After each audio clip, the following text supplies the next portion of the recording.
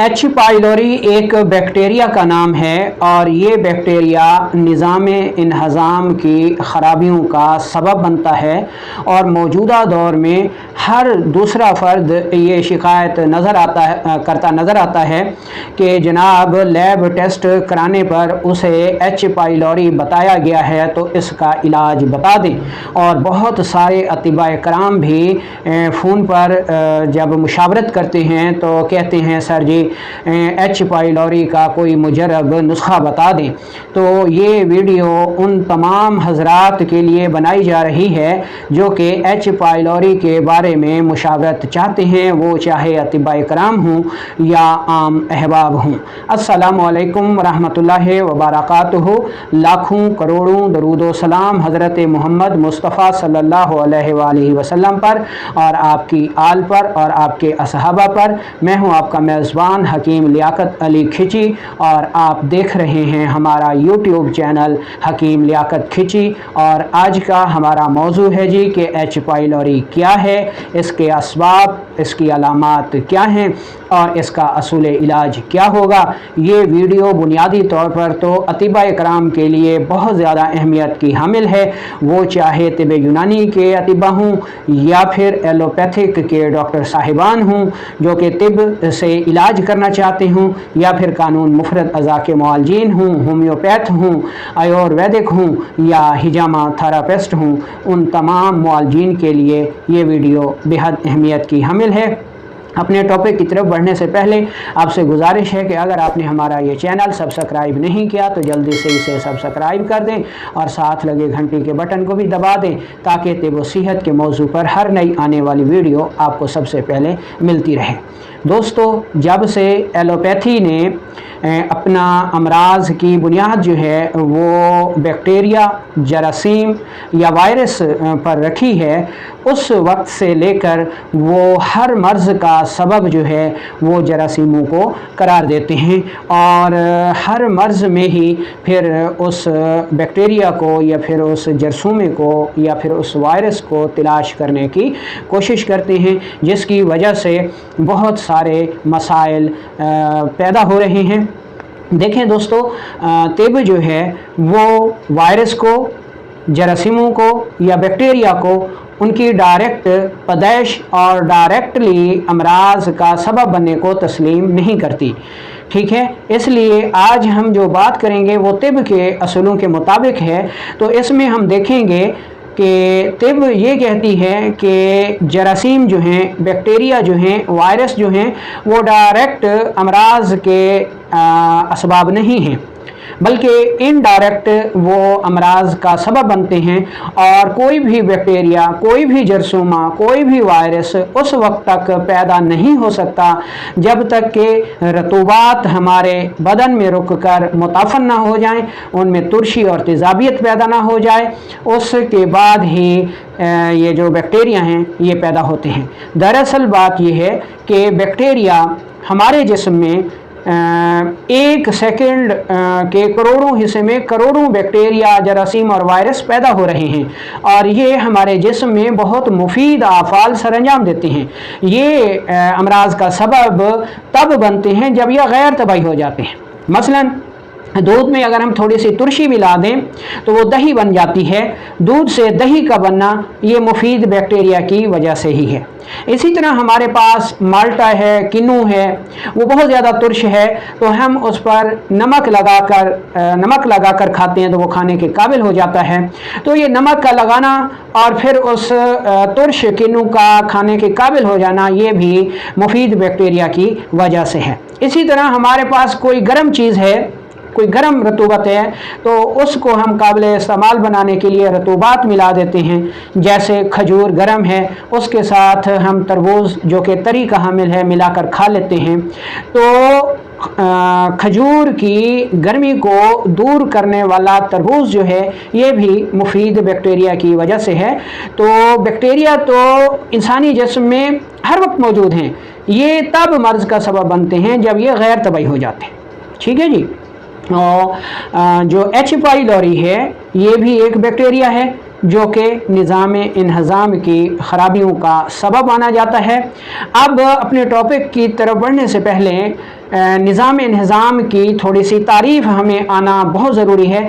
अगर हमें निज़ाम इंहज़ाम की तारीफ़ का इल्म नहीं होगा तो हम कभी भी एच पाइलोरी का इलाज नहीं कर सकते। तो निज़ाम इंहज़ाम वो निज़ाम है जो हमारी खाई हुई ग़िज़ा को हज़म करता है और फिर खून में जो है उसके लतीफ़ मादों को जज़ब करा देता है। यानी हम ये कह सकते हैं कि हम जो ग़िज़ा खाते हैं उस खाई जाने वाली ग़िज़ा को काबिल हज़म बनाने, खून का हिस्सा बनाने पर जो निज़ाम काम करता है वो निज़ाम इंहज़ाम कहलाता है। निज़ाम इंहज़ाम 3 अहम आज़ा पर मुश्तमिल है। इसमें पहले नंबर पर दिमाग व आसाब है जो कि भूख का एहसास पैदा करते हैं और उसके साथ साथ जिस्म में रतूबात भी पैदा करते हैं और ये रतूबात खाई जाने वाली ग़िज़ा को इंतहाई नरम बना देते हैं ताकि ये ग़िज़ा फिर दांतों से अच्छी तरह चबाई जा सके। यानी मतलब ये होता है कि ग़िज़ा को ज़्यादा से ज़्यादा लतीफ़ बनाया जाए। दूसरे नंबर पर हमारे आसाब उज़लात हैं जो कि ग़िज़ा को एक जगह से दूसरी जगह मुंतकिल करने के काम आते हैं। उज़लात ही ग़िज़ा को पीसने का काम करते हैं। यानी हमारे दांत हैं ये ग़िज़ा को पीस कर मज़ीद नरम कर देते हैं। उसके बाद हमारी ग़िज़ा जब मैदा में जाती है तो मैदा के उज़लात जो हैं वो तेज़ाब पैदा करते हैं। ये तेज़ाब इस ग़िज़ा को मज़ीद नरम कर देता है और मैदा इस ग़िज़ा को पीस कर कैलूस और कैमूस में बदल देता है।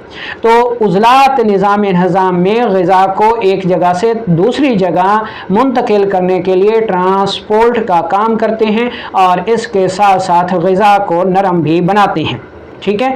अब तीसरे नंबर पर निज़ाम इंहज़ाम में आते हैं गुदद व जिगर व गुदद ऐसी रतूबात पैदा करते हैं जो कि इस आई हुई इंतहाई लतीफ़ ग़िज़ा को मज़ीद लतीफ़ करते हैं, उसको पकाते हैं। पकाने के बाद उनमें हर मादे को अलग करते हैं और जो मादे पुख्ता हो जाते हैं वो फिर खून में शामिल हो जाते हैं जो कि रतूबत, तुरशी और हरारत हैं या फिर बलगम, सौदा और सफ़रा हैं या फिर अल्कली एसिड और साल्ट हैं या फिर कफ, वात और पित्त हैं। और ये जो हैं ये हमारा निज़ाम इंहज़ाम है। इस तरह हमारा निज़ाम इंहज़ाम जो है वो काम करता है। तो अब हम चलते हैं एच पाइलोरी की जानिब कि एच पाइलोरी जो है वो निज़ाम इंहज़ाम का एक मखसूस मर्ज़ है। अब निज़ाम इंहज़ाम चूँकि किसी एक मादे पर मुश्तमिल नहीं है तो निज़ाम इंहज़ाम जहाँ भी ख़राब होगा, आसाब का फ़ेल मुअत्तल होगा, उज़लात का मुअत्तल होगा, गुदद में ख़राबी होगी तो एच पाइलोरी के जो जरासीम हैं, बैक्टीरिया हैं वो नज़र आएंगे। ठीक है। अब बैक्टीरिया या वायरस या जरासीम जो हैं वो गैर तबाई तहरीक के मकाम पर भी हैं, गैर तबाई तस्कीन के मकाम पर भी हैं और गैर तबाई तहलील के मकाम पर भी हैं। यानी जो आसाब के मकाम पर हैं वो जो बैक्टीरिया होते हैं उनकी शक्ल डंडा नुमा होती है, यानी ये जो पेंसिल आपको नज़र आ रही है। जो उज़लात के मकाम पर बैक्टीरिया होते हैं वो घूंघा नुमा होते हैं और जो जिगर व गुदद के मकाम पर बैक्टीरिया होते हैं वो गोल गेंद नुमा होते हैं। ठीक है। अच्छा, अब एलोपैथिक ने सिर्फ उसको बैक्टीरिया से गर्ज है, लेकिन एक तबीब जब देखता है तो वो अपनी अखलात और कैफियत को मद्देनज़र रखता है और जो एच पाइलोरी के मरीज़ हैं वो हमें किसी एक मिजाज में नज़र नहीं आते। वो आसाबी मिजाज में भी नज़र आते हैं, उज़लाती मिजाज में भी एच पाइलोरी के मरीज़ नज़र आते हैं और गुद्दी मिजाज में भी एच पाइलोरी के मरीज़ नज़र आते हैं। कहने की बात यह है कि निज़ाम इंहज़ाम जिस मकाम पर भी ख़राब होगा वहाँ एच पाइलोरी के जरासीम एलोपैथिक वाले दिखा देंगे। उसकी वजह यह है कि जब निज़ाम इंहज़ाम का ख़राब होता है और ऐसे मरीज़ को लैब टेस्ट का मशवरा दिया जाता है तो लैब वालों की ये कोशिश होती है कि उन्होंने एच पाइलोरी का जरासीम ढूंढना है, उनको मिजाज और अखलाक से गर्ज नहीं है। वो यह नहीं देखेंगे कि इस मरीज़ के आसाब में तहरीक है तो उज़लात में तस्कीन होगी और जिगर व गुदद में तहलील होगी, तो गैर तबई तहलील के मकाम पर भी जो है वो जरासीम हैं, उनको इससे कोई गर्ज नहीं है। उनको बस एच पाइलोरी का जरासीम नज़र आना चाहिए, बैक्टीरिया नज़र आना चाहिए, तो उन्होंने रिपोर्ट में लिख देना है जी कि एच पाइलोरी है। ठीक है, तो तिब के असूलों के मुताबिक एच पाइलोरी का मर्ज जो है वो बुनियादी तौर पर गर्म रतूबात में ताफुन से पैदा होता है। गर्म रतूबात कौन सी हैं? गर्म रतूबात सफरावी रतूबात हैं, जिगर व गुदद की रतूबात हैं। तो जब जिगर व गुदद में सोजिश होती है तो सफरा गैर तबाही हो जाता है, मुताफन हो जाता है और फिर इसमें एच पाइलोरी के बैक्टीरिया पैदा हो जाते हैं। अब हम एच पाइलोरी के जो अलामात हैं वो देख लेते हैं कि एच पाइलोरी के मरीज़ की जो अहम अलामात हैं उनमें पेट में दर्द होता है और इंतहा पर मुसलसल दर्द होता है। इस दर्द की एक ख़ास पहचान ये है कि ये मरोड़दार होता है, मुसलसल नहीं रहता बल्कि वक्फे वक्फे से उठता रहता है। ऐसा दर्द जैसा कि बच्चा जनने वाली औरत को दर्दें उठती हैं, ये दर्द उसी नौइयत का होता है। उसके बाद ऐसे मरीज़ों को जो है इंतहाई खट्टी जहरीली उल्टी आया करती है, मतली हुआ करती है और पखाना जो है वो बार बार आता है। मरीज़ वाशरूम में जाता है, बहुत थोड़ा पखाना आता है, जैसे ही वापस आता है फिर उसको लगता है कि पखाना आया हुआ है तो वो फिर लैट्रीन दौड़ता है, यानी फरागत नहीं होती। सारा दिन यही लगा रहता है कि बस छोटा पेशाब या बड़ा पेशाब आने वाला है। जब निज़ाम ख़राब हो जाता है तो खाई जाने वाली ग़िज़ा हज़म नहीं होती और खून का हिस्सा नहीं बनती, जिसकी वजह से इंसानी जिस्म में खून की कमी हो जाती है। पेट में कीड़े वाज़े तौर पर लैब टेस्ट में भी नज़र आते हैं और खून की कमी के साथ साथ इंसान का रंगत जो है वो स्याही माइल गंदमी माइल होना शुरू हो जाती है। थकावट बहुत जल्द हो जाती है, इंसान दुबला पतला हो जाता है, डिप्रेशन का शिकार हो जाता है। ये सारी जो हैं वो एच पाइलोरी की अलामात हैं, यानी निज़ाम की ख़राबी से ना ग़िज़ा खाने में कोई लज़्ज़त होती है, ना ग़िज़ा हज़म होती है, ना ताकत पैदा होती है, ना खून बनता है, ना चेहरे पर शादाबी होती है, आँखें अंदर धंस जाती हैं, पेशाब जर्दी माइल आता है और पखाना थोड़ा थोड़ा जलन के साथ मरोड़ के साथ आया करता है। ये इसकी अलामात हो गई। अगर ऐसे मरीज़ की नब्ज़ देखी जाए तो वो मोतदिल होती है, यानी ना ज़्यादा तेज़ होती है ना ज़्यादा पस्त होती है। ठीक है, हरकत में तेज़ और कवाम में पतली हुआ करती है। ये एच पाइलोरी के मर्ज़ की हकीकी सूरत है जो कि जिगर व गुदद की सोजिश की वजह से होती है। इसकी दूसरी दो अलामात भी हैं जो कि एक दिमाग व आसाब की सोजिश की वजह से, निज़ाम में ख़राबी की वजह से एच पाइलोरी सामने आती है, और दूसरा जो है उज़लाती तहरीक में भी ये मर्ज़ दिखाई देता है, लेकिन इसकी हकीकी सूरत जो है वो गुदी उज़लाती ही हुआ करती है। तो ये इसकी अलामात हो गई। अब हम चलते हैं इसके असूल इलाज की तरफ के इसके असूल इलाज में सबसे पहले आपने गर्म अग़ज़िया अद्विया जैसे ब्रायलर है, अंडा है, मेथरी है, पालक है, साग है, करेला है, ठीक है, बकरे का गोश्त है, अखरोट है, पिस्ता है, तितर है, बटेर है, यानी हर किस्म की गर्म ग़िज़ाएँ बंद कर देनी हैं और उसकी जगह आपने कार्बोहाइड्रेट्स और बलगमी ग़िज़ाओं को इस्तेमाल करना है। ठीक है, ये सबसे पहला स्टेप हो गया। दूसरा स्टेप आपने ये करना है कि शहद छोटा आपने खालिस लेना है। 2 चम्मच छोटा शहद 1 कप पानी में मिलाकर आपने सुबह दोपहर शाम इस्तेमाल करना है खाली पेट। साथियों, यकीन कर लें कि ये करोड़ों का ऐसा नुस्खा है जो कि बहुत जल्द असरअंदाज होता है। पहली खुराक ही असर करती है और सारी दवाइयाँ इसके मुकाबले में जो हैं वो पस्त हैं। जो लोग ये नुस्खा 1 से 2 माह इस्तेमाल कर लेते हैं वो एच पाइलोरी से निजात पा जाते हैं। अच्छा, इस शहद मिले पानी के इस्तेमाल के साथ साथ ग़िज़ा के तौर पर आपने जौ का दलिया और तलबीना इस्तेमाल करना है, क्योंकि जौ का दलिया हो या फिर तलबीना हो ये बहुत जल्द हज़म हो जाता है, जिसकी वजह से खून भी बनने लग जाता है और ताकत भी बनने लग जाती है और जो निज़ाम ख़राब होता है उसको भी काम करने में आसानी रहती है। तीसरे नंबर पर अगर आप देखें कि पखाना खुल के नहीं आ रहा बल्कि थोड़ी थोड़ी सूरतों में आ रहा है और बार बार आ रहा है और पेचिश नुमा आ रहा है, तो आपने बादाम रोगन लेना है। असल होना चाहिए, अगर ख़ुद निकलवा लें तो बेहतर है, वरना किसी अच्छी कंपनी का या पंसारी से ले लें। ये बादाम रोगन 2 चम्मच यानी 3 ग्राम आता है एक चाय वाली चम्मच में, तो 6 ग्राम 5 से 6 ग्राम बादाम रोगन आपने 1 कप दूध में मिलाकर रात को सोते वक्त पीना है। बादाम रोगन अपनी खासियत की वजह से, अपने लेसदार कवाम की वजह से एच पाइलोरी के बैक्टीरिया को कब्ज़ के साथ दूर कर देता है। कब्ज़ जब दूर होती है यानी पेचिश को भी दरअसल एक ऐसी कब्ज़ की सूरत कहा जाता है जिसमें पखाना पूरा खुल के नहीं आता, तो बादाम रोगन यहाँ पेचिश को दूर करेगा, वहाँ एच पाइलोरी के बैक्टीरिया को भी अपनी फिसलन के साथ जिस्म से खारिज कर देगा। ठीक है, इसके साथ साथ आपको अगर बादाम रोगन नहीं मिलता तो फिर आप कैस्टर ऑयल भी इस्तेमाल कर सकते हैं, वो भी आपने 1 से 2 चम्मच नीम गर्म दूध में मिलाकर इस्तेमाल करना है।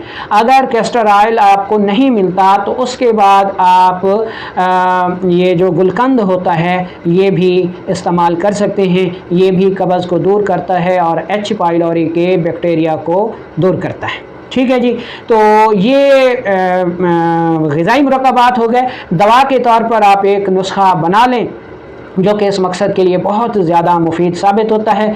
इसमें आपने सूंढ लेनी है यानी खुश्क अदरक, इसको आपने 5 तोला लेना है, 2 तोला आपने नौशादर ठिकरी लेना है और 1 तोला आपने काली मिर्च लेनी है और 1 तोला आपने छोटी इलायची के दाने लेने हैं। इन चारों चीज़ों को इंतहाई बारीक पाउडर करने के बाद 1 से 2 ग्राम ये दवा सुबह दोपहर शाम इस्तेमाल करें तो इंशाअल्लाह अल्लाह ताला करम फरमाएगा और 2 से 3 माह में ये जो एच पाइलोरी है ये ठीक हो जाता है। कानून मुफरद अज़ा के मुआलजीन गुद्दी आसाबी शदीद, गुद्दी आसाबी हाजिम, गुद्दी आसाबी मुलयन या फिर मुसहल से इस मर्ज़ का इलाज कर सकते हैं। तिब यूनानी के मुआलजीन खिलते बलगम को पैदा करें, खिलते बलगम जैसे ही पैदा होगी खिलते सफ़रा का ताफुन दूर हो जाएगा और एच पाइलोरी ठीक हो जाएगा। आयुर्वेदिक के मुआलजीन जो हैं वो पित्त दोष को सबब मर्ज़ मानते हुए कफ दोष को पैदा करने वाली अद्वियात दें, इंशाअल्लाह अल्लाह ताला करम फरमाएगा। हिजामा मुआलजीन आंतों के मकाम पर तरकपिंग करें, इंशाअल्लाह एच पाइलोरी के मरीज़ों को बहुत ज़्यादा फ़ायदा होगा। आंतों के मकाम पर तरकपिंग करने के साथ साथ आप मरीज़ों को ग़िज़ाई परहेज़ भी लाजमी बताएं। उनकी सारी ये जो फैट्स वाली ग़िज़ाएँ हैं, सफ़रावी ग़िज़ाएँ हैं, इनको बंद कर दें और उसकी जगह उनको कार्बोहाइड्रेट्स यानी बलगमी ग़िज़ाएँ खाने की हिदायत करें। ये हो गया असल मर्ज़ का इलाज। अब हम इसकी बाकी 2 सूरतों को भी देख लेते हैं कि अगर निज़ाम में दिमाग व आसाब की ख़राबी होगी तो मरीज़ों को पेशाब ज़्यादा आएगा, मरीज़ को पखाना बार बार आएगा, पतला आएगा, बग़ैर जलन के साथ आएगा, खाना खाते ही वो वाशरूम दौड़ेगा। ठीक है, इस तरह ये उसकी अलामात होंगी।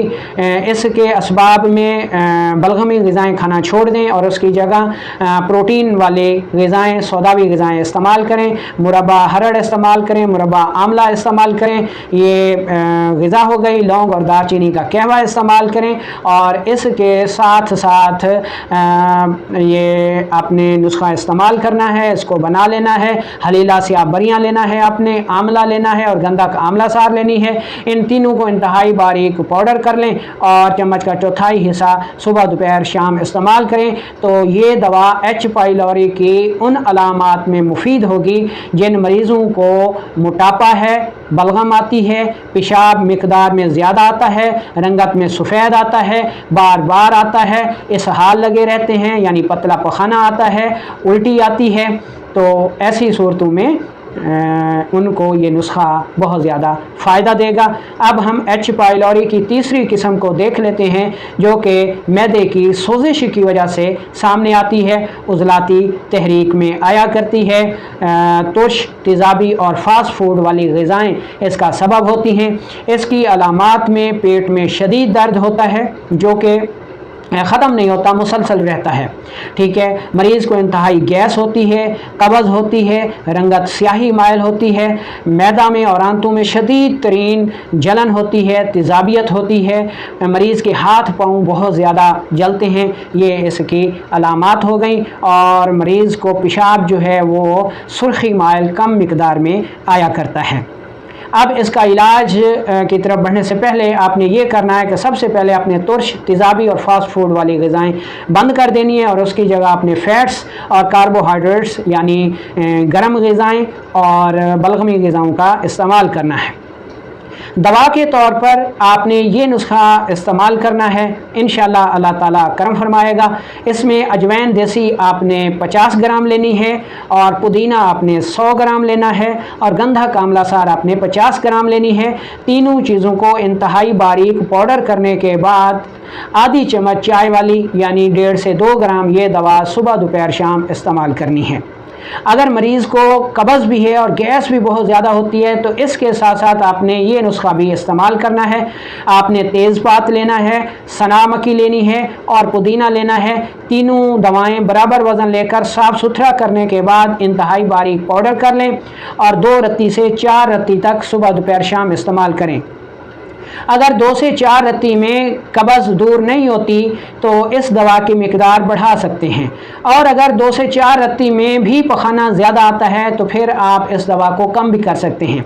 यानी तेज़पात, सना मक्खी और पुदीना वाली जो दवा है इसके इस्तेमाल से अगर पखाने ज़्यादा आते हैं तो दवा को कम कर लें और अगर इस मिकदार खुराक में पखाने 2 से 3 पखाने दिन में नहीं आते तो इस दवा की मिकदार को ज़्यादा भी किया जा सकता है। तो दोस्तों ये तरीक़ाकार है, ये असूल इलाज है, इसको आप फॉलो करें तो इंशाअल्लाह 1 से 2 माह के परहेज़ के साथ मुस्तकिल इलाज से आपको एच पाइलोरी से मुस्तकिल बुनियादों पर निजात मिल जाएगी। वालेकुम अस्सलाम व रहमतुल्लाहि व बरकातुहू।